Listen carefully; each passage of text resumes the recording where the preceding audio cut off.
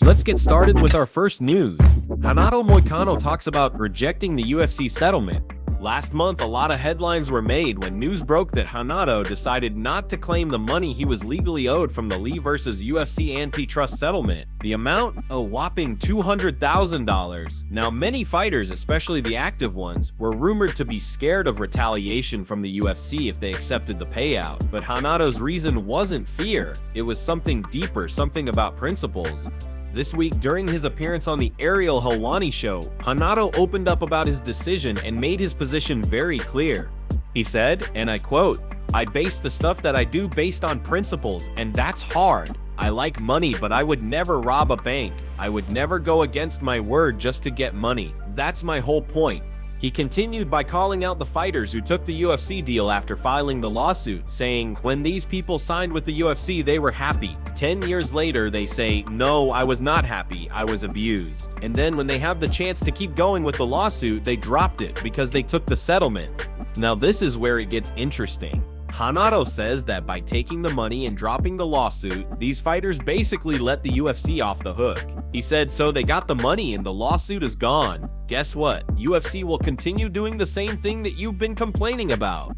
Despite turning down a massive $200,000, which he was legally entitled to, Hanado isn't exactly pro-UFC either. He made it clear that he doesn't care about the organization. In his words, at the end of the day, the company only cares about profit.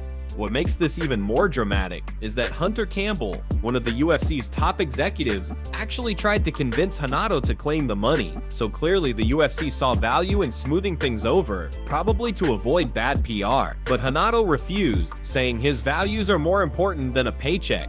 Now, here's the twist. Some fans are now wondering if this public loyalty to the UFC, even if it's just in action, not words, might pay off in a different way. Could the UFC reward Hanado with a big performance bonus in his next fight, or maybe even give him a more favorable matchup down the line? It wouldn't be the first time a fighter earned some backstage respect from the UFC brass by being a company man. But still, refusing $200K? That's a bold move, and it's one that very few fighters would ever consider. Whether you agree with him or not, you've got to admit Hanado stood by his principles in an industry where money talks louder than anything else. Let's see how the UFC reacts. Before moving to the next news, we have one quick request for you. We're constantly working on improving our content to earn your love and support. That's why we truly appreciate it if you could take just a moment to leave a like on this video, subscribe to the channel, and hit the bell icon so you never miss an update. Now moving on to our second story. Ilia Topuria's coach has finally revealed the insane reasons why Ilia is on a whole different level in the MMA world. For months now, fans and analysts alike have been asking one simple question: what makes Ilia so damn good? Sure, we've seen his explosive knockouts, we've witnessed his speed, power, and incredible composure in the octagon, but there's always been this mystery, this X factor that separates him from the rest of the division. Well, now the mystery is over, because Ilia's physiotherapy and performance coach Joseph Caballero just pulled back the curtain, and what he revealed is on another planet. According to Caballero, Ilia isn't just a physical freak, he's a pioneer in sport science when it comes to MMA. Caballero said that Ilia is using the same cutting-edge protocols seen in the world's most elite football clubs. We're talking about science-driven, data-backed, precision-focused systems built for peak performance. And here's the real shocker. Caballero says no other fighter in MMA is doing it at this level. Ilia has essentially taken evidence-based performance technology typically used for elite athletes in soccer and the Olympics and adapted it specifically for fighting, from strength development to cognition to injury prevention to neuromuscular stimulation. Everything is tracked, measured, and optimized. Caballero said that in over a decade of working with top-tier athletes, Ilia's cognitive and reaction scores are the highest he's ever recorded. Let that sink in. That includes elite-level footballers, some of the most reactive and explosive athletes on earth, and Ilia's numbers are even better. Even more insane, Ilia's decision-making under pressure is what really separates him. He processes chaos better than anyone Caballero has ever worked with. His mind is sharp, calm, and adaptive, not just from fight to fight, but week to week. In fact, Caballero said Ilia's learning curve is so intense, the coaches around him are forced to evolve constantly just to keep up with him. Think about that. The coaches have to level up because Ilia's growth is that fast. And when it comes to Ilia's recent move up to lightweight, it wasn't some random bulk up, it was done with surgical precision. Ilia added mass, retained his speed, and increased his power, all while staying in optimal condition. His body wasn't just getting bigger, it was getting smarter, stronger, and more efficient. They even used neuromuscular activation protocols after his weight cuts, literally up until fight day, to make sure his brain and body are perfectly synced. That means everything from visual stimulation to muscle tuning and performance tracking. And here's one more crazy stat: Ilia has never suffered a major injury in his entire career. That's not luck, that's by design. Caballero said they treat his body with the same intensity and care as if he were injured, always staying ahead, always protecting the machine. So now you know, it's not just raw talent. Ilia is the full package: science, mindset, discipline. He's ahead of the curve in every way. Next up, Du Plessis is ready to be taken down by Kamzat. Du Plessis just opened up in a recent interview, admitting that Israel is the best opponent he's ever faced. He said that out of all the fighters he's been in the cage with, Israel was the only one who truly made him feel nervous. According to Du Plessis, the reason was simple: Israel is unpredictable, sharp, and dangerous at all times. Du Plessis went on to explain that he spent years watching and analyzing Israel's fighting style. For the longest time, Israel was seen as the benchmark for elite middleweights, the guy everyone looked up to and trained to beat. And even though Israel is now on a 3-fight losing streak, without a current matchup on the books, Du Plessis says he still gives him full respect for what he's done and how good he is. As of now, Israel is expected to rematch either Sean or Paulo, but nothing has been confirmed. Fans are definitely waiting for Israel to make his return and possibly bounce back from his recent setbacks. But while the spotlight was once on Israel, it has now shifted to Du Plessis, who's preparing for the biggest fight of his career. That's because at UFC 319, Du Plessis will go head-to-head with the undefeated Chechen beast, Kamzat. This is a fight that has fans absolutely buzzing. From the press conferences to the online exchanges, the tension between these two is on another level. In fact, both men have even exchanged death threats, showing just how much bad blood there really is. Many believe this will be the toughest test of Du Plessis' career, and the South African isn't hiding from that. In fact, he's being real about what might happen in the cage. Du Plessis has admitted that Kamzat is almost guaranteed to take him down at some point during the fight. But here's where things get interesting. Du Plessis says that being held down is not an option. He's not going to sit there and let Kamzat grind out a boring win. Instead, he plans to get up, fight back, and make it a war. In his own words, Du Plessis said, "My toughest opponent to date." Well, that's a very open-ended question, because there were fights that were the hardest for me.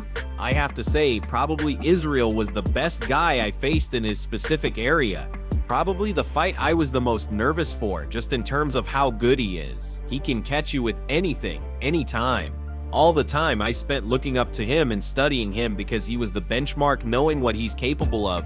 I think he is the best guy I've faced. And obviously, if you watch that fight, it was one hell of a fight. It was a tough night at the office for both of us. He also added that if we're talking about pure toughness, he'd name either Brad or Sean because of the crazy amount of damage they took and still kept pushing forward.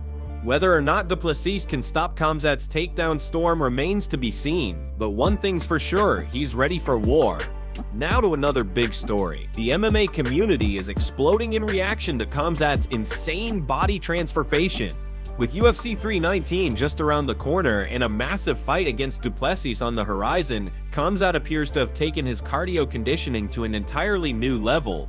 For months, fans and analysts alike have been critiquing Kamzat for his tendency to slow down after round 1, whether it was the high pace, the adrenaline dump, or just underestimating opponents' gas tanks. One thing was clear: if Kamzat had a weakness, it was his cardio. But that might be about to change. This time, he's taken training deadly serious. He's been grinding it out with Arman and Aaron Pico, two absolute monsters when it comes to work ethic and endurance. This training camp seems focused on one thing: turning Kamzat into a 4-round killer if that's what it takes.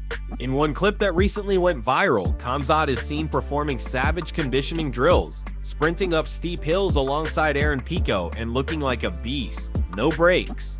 No slacking, just pure relentless cardio work.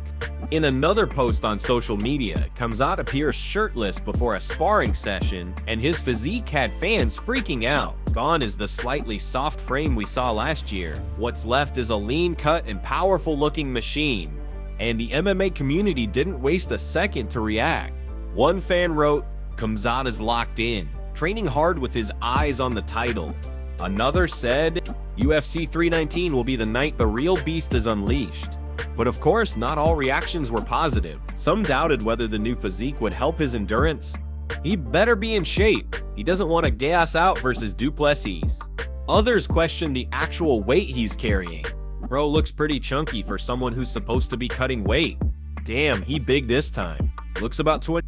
He looks too big. Cutting weight will be crazy for him. Some fans pointed out his classic explosive style and how that might cost him again. He goes super hard in round 1. If he can't submit Du Plessis, he could be in trouble. And of course, some are still banking on Du Plessis outlasting him. Du Plessis by cardio. Round 4, mark my words. Even fans who once doubted Kamzat's preparation seem to agree. There's something different about this camp. It's like Kamzat has heard the criticism loud and clear, and instead of brushing it off, he's putting in the miles, the hill sprints, and the hard rounds to prove he's more than a one-round destroyer. Whether this translates into victory at UFC 319 remains to be seen, but one thing is for sure, the Czech and wrecking machine is training like he's got everything to lose and everything to prove. And that's a terrifying combo. Next up, RDR is not interested in a Paulo Costa fight and even laughed at the idea. Despite Paulo Costa's recent victory over Roman Kopylov, it doesn't seem like he's done enough to impress top-ranked middleweights, especially not someone like Ranier de Ridder. RDR, Costa, a former title challenger, is currently sitting at 12 in the UFC middleweight rankings and holds a 1-2 record in his last 3 outings. While his performances have been entertaining, they haven't exactly been consistent, and that inconsistency might be why RDR is brushing him off. Now here's where things get weird. The so-called back and forth between RDR and Costa didn't even involve the real RDR. In a bizarre twist, Costa ended up going on a social media rant aimed at a fake RDR account, completely unaware that he was beefing with an imposter. Fans quickly caught on to the fact that Costa was engaging with a parody profile, which made the situation even funnier. RDR himself has since responded to the call-out, and let's just say he's not taking it seriously. In a recent interview with MMA Fighting, RDR shut things down pretty clearly. He said, "He really wants that fight. I think he really wants to set something up. Keep trying, Paulo, you'll get there." There's a clear sense of amusement in RDR's response. Not only is he unbothered by Costa's antics, but he also seems to find the whole situation entertaining. And while he admitted that the build-up to a potential fight would be fun, especially with someone like Costa involved, who's known for his wild trash talk and meme-worthy moments, RDR emphasized that, competitively speaking, Costa just isn't there yet. It would be fun in the build-up, the press conference and everything, because Paulo is a character. But right now, I don't think he's there. It's a fair assessment. While Costa might still be a fan favorite and a name that draws attention, RDR is focused on climbing toward a title shot, and a matchup with a fighter outside the top 10 doesn't move the needle for him. After all, RDR is currently ranked 2-5 in the division and is looking for fights that will either solidify his place in the top 5 or catapult him into title contention. For Costa, this means he'll likely need to pick up another win, preferably against a top 10 opponent, before he can realistically start calling out fighters like RDR. And if he wants to avoid getting trolled by fake accounts in the future, maybe he should double check who he's tweeting at next time. Until then, the fight between Costa and RDR remains a fantasy, and not one that RDR seems particularly interested in entertaining. And finally, Dana White breaks his silence on Ilia's next fight. This past week, the entire MMA world has been buzzing over a bold claim from none other than Chael Sonnen. During an interview with Mike Bohn, Chael confidently declared that Ilia Topuria versus Arman Tsarukyan is 100% the plan for the UFC lightweight title. As expected, that statement set the internet on fire. But let's be real, it's Chael. He's a master of headlines. The guy talks a lot, says wild things, and half the time, it's hard to tell what's legit and what's just Chael being Chael. But then, things took a massive turn, because now Arman himself has confirmed that there's some real fire behind this smoke. In a recent interview with Kamil Gajif, Arman dropped a bombshell. When asked why he's not taking another fight, maybe a one contender eliminator, Arman said the UFC simply won't let him. Why? Because they're already preparing him for a title shot. According to Arman, he's had private conversations with Dana White and the UFC matchmakers, and in those talks, they made it crystal clear he's next. No backup fight, no eliminator, no interim talk. The UFC is locking him in for a title fight against Ilia Topuria. This isn't just speculation anymore. This is strategic. It's coming straight from the top of the UFC ladder. So now, this entire narrative has suddenly gained serious credibility. Because if Arman is telling the truth and there's absolutely no reason to believe he's lying, then we're about to witness El Matador's first title defense against one of the most dangerous grappler strikers in the division. Let that sink in. Ilia Topuria, the UN-defeated champ who shocked the world by dismantling Alexander Volkanovski. Now moving up to lightweight to defend his belt against a hungry, highly skilled Arman Tsarukyan. That is an insane matchup. Power, precision, pressure, this fight has everything. And you can already feel the buzz building around it. Topurias fans are riding high after his dominant win at UFC 2. But Arman? He's coming off statement wins over the likes of Beneil Dariush and Charles Oliveira, and he's never looked better. This clash could truly define the next generation of UFC superstars. So the big question is, will the UFC make it official? Because if they do, we are in for an absolute war. Stay tuned, because this one might be coming sooner than anyone expected. See you in the next one.